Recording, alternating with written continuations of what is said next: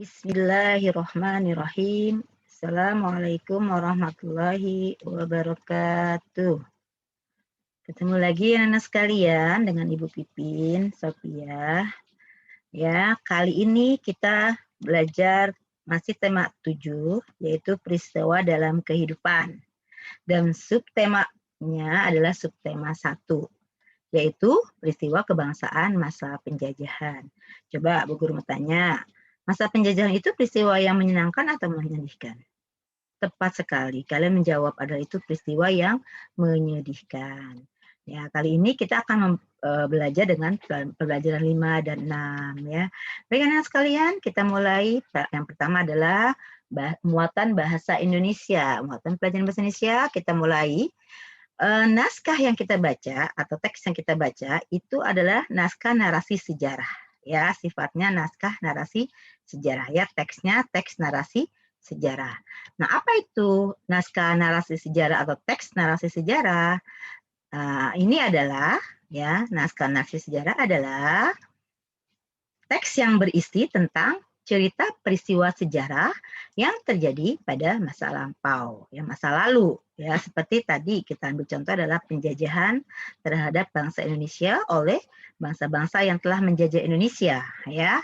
Nah, peristiwa sejarah tersebut disampaikan berdasarkan fakta ya yang terjadi dan disampaikan dalam bentuk narasi atau uraian cerita. Jadi kalau beda dengan eksplanasi yang kemarin kita pelajari adalah kalau eksplanasi itu adalah karya ilmiah ya sifatnya ilmiah, kalau ini lebih kepada sejarah ya narasi sejarah ya. Jadi itulah disebut dengan naskah narasi sejarah atau teks narasi sejarah. Baik, kita ambil contoh dalam buku kalian.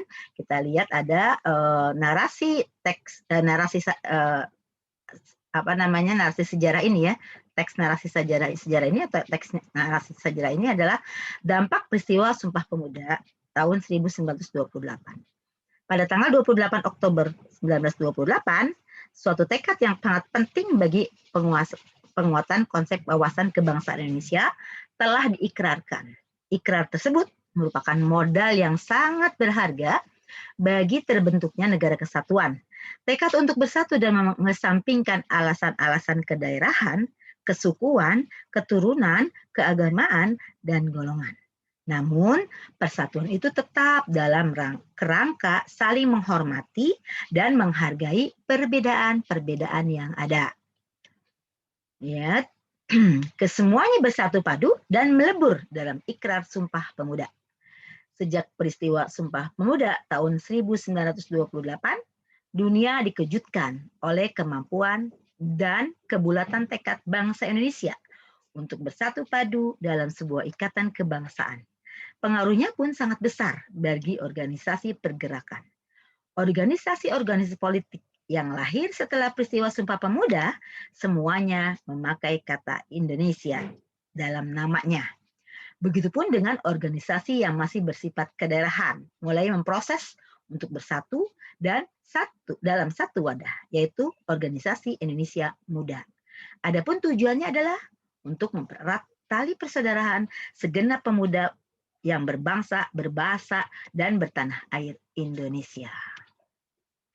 Peristiwa Sumpah Pemuda telah membawa kesadaran dalam diri setiap orang akan pentingnya kesatuan dan kesatuan dalam sebuah bangsa. Penyatuan berbagai sifat kedaerahan menjadi sifat nasional terus dilakukan. Peristiwa Sumpah Pemuda menegaskan rasa senasib, sepenanggungan sebagai satu bangsa. Rasa inilah yang kemudian menyebabkan timbulnya semangat persatuan untuk membentuk sebuah negara kesatuan. Ketika kita membaca naskah narasi sejarah, maka kita bisa memperjelasnya, misalnya kita menggunakan ulasan teks. Ya, misalnya kita mulai dengan judulnya. Judulnya apa tadi?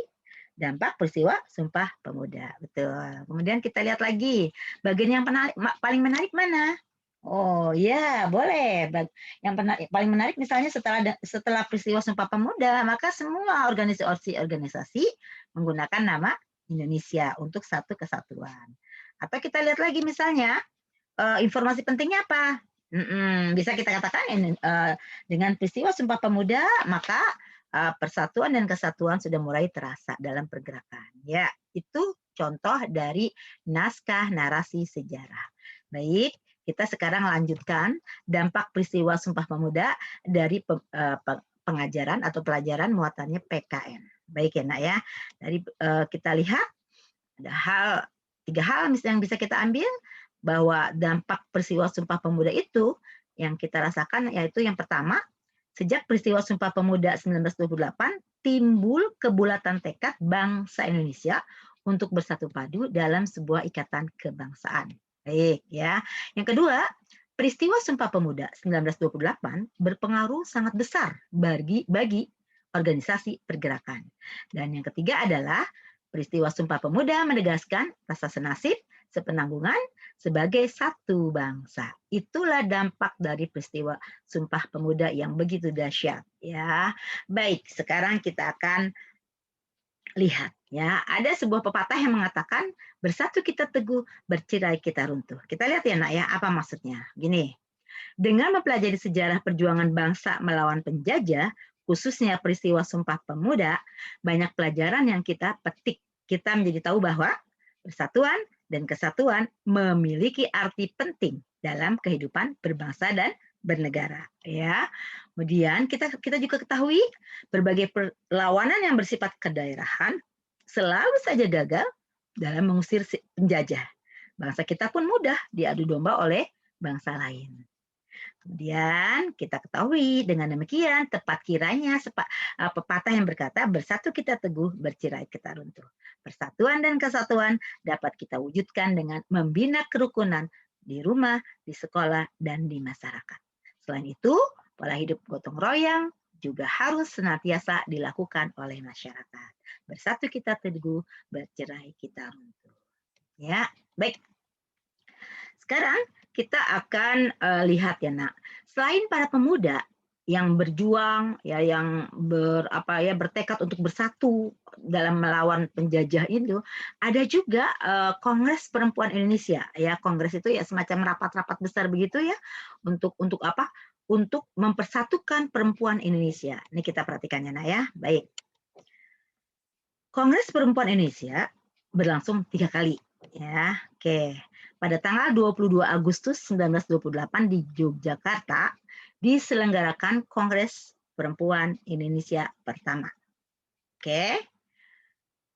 Kongres ini diikuti berbagai wakil organisasi wanita, di antaranya Nyonya Sukanto, Nyonya Ki Hajar Dewantara, dan Nona Suihatin. Di antaranya mereka banyak sekali tokohnya ya, yang lainnya. Kemudian Kongres berhasil membentuk Perserikatan Perempuan Indonesia atau disingkat dengan PPI, Perserikatan Perempuan Indonesia atau PPI ya. Pada tanggal 28 sampai 31 Desember 1929 PPI mengadakan kongres di Jakarta dan mengubah nama PPI menjadi PPII atau Perserikatan Perhimpunan Istri Indonesia. Ya, ini para perempuan istri-istri Indonesia ya berusaha untuk menyatukan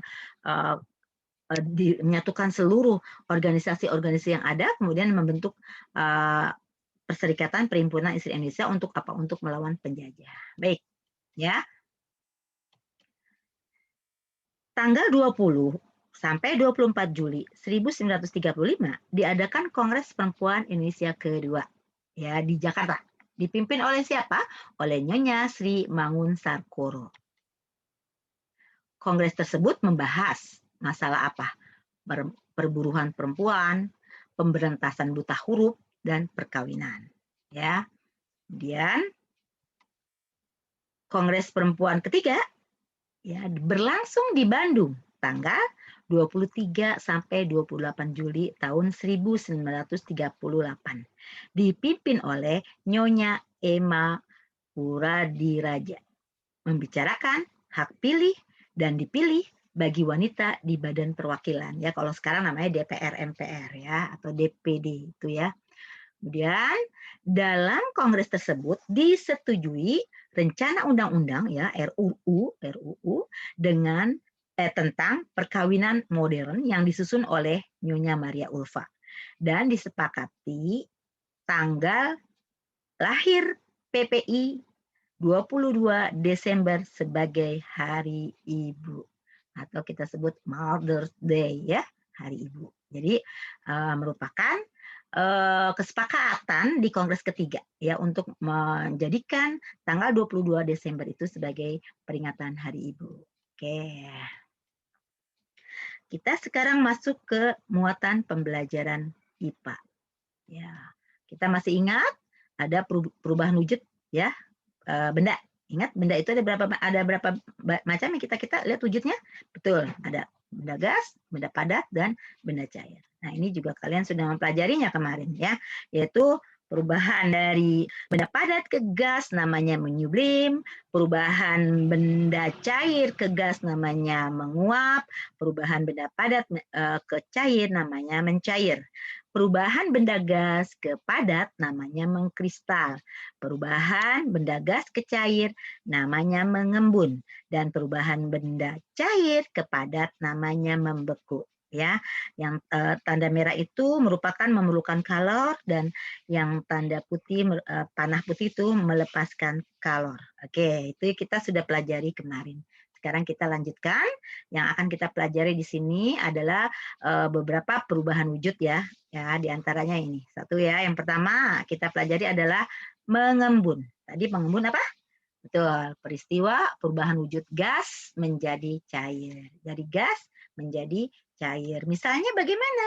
Oke, misalnya peristiwa pengembunan yang terjadi di pagi hari. Kalau kamu keluar rumah di pagi hari, ya kalau yang apa namanya pohon-pohon atau daun-daun itu ada embunnya, walaupun tidak hujan tadi malam.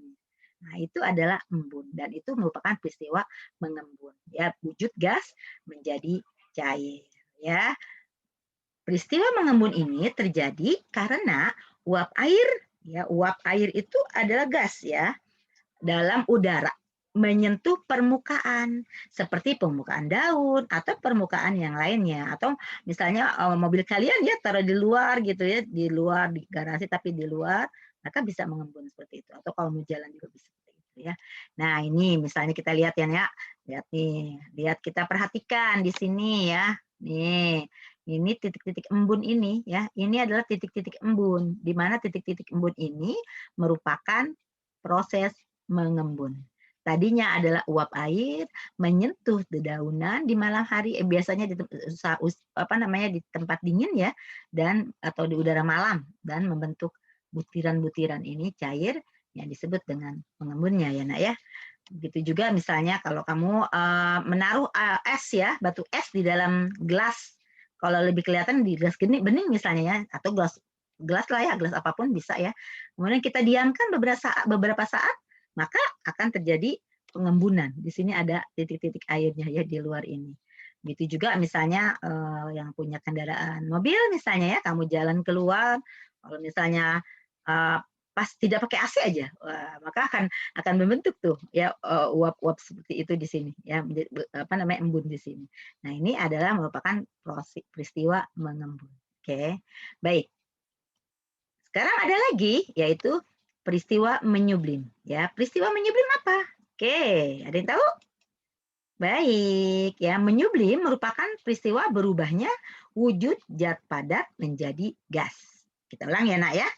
Menyublim merupakan proses atau peristiwa ya berubahnya wujud gas menjadi padat. Ya, kita lihat nih ya.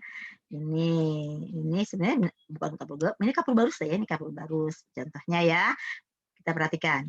Peristiwa melenyapnya ya, hilangnya atau habisnya kapur barus yang diletakkan di dalam lemari tanpa dikasih plastik yang rapat, maka itu adalah menyublim.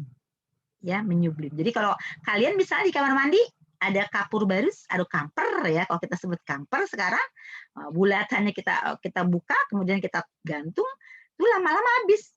Nah, itulah sebut menyublim, yaitu peristiwa zat padat menjadi gas. Ya, jadi gas ya. Oke, itulah peristiwa menyublim. Baik ya, Nak ya. Kemudian kita lihat ya, sekarang satu lagi adalah peristiwa mengkristal. Mengkristal adalah perubahan wujud gas menjadi padat. Gas menjadi padat. Oke? Oke, apa itu misalnya? Nah, ini dia nih. Ini peristiwa mengkristal. Ini adalah garam ya. Jadi peristiwa garam atau yodium menjadi padatan, jadi padat pada saat didinginkan pada suhu tertentu akan membentuk kristal-kristal garam ya, jadi bentuk padat ya. Kemudian begitu juga misalnya, nah ini uap air ya, uap air di luaran kemudian terkena udara dingin akan menjadi padat. Ini adalah peristiwa apa? Yaitu uap air menjadi salju. Ini adalah peristiwa mengkristal. Oke? Baik, pinter. Demikian dari Bu Pipin, insya Allah mudah-mudahan menjadi semangat belajar lagi untuk supaya kita tetap baca, tetap belajar. Baca, belajar, baca, belajar. Terima kasih. Assalamualaikum warahmatullahi wabarakatuh.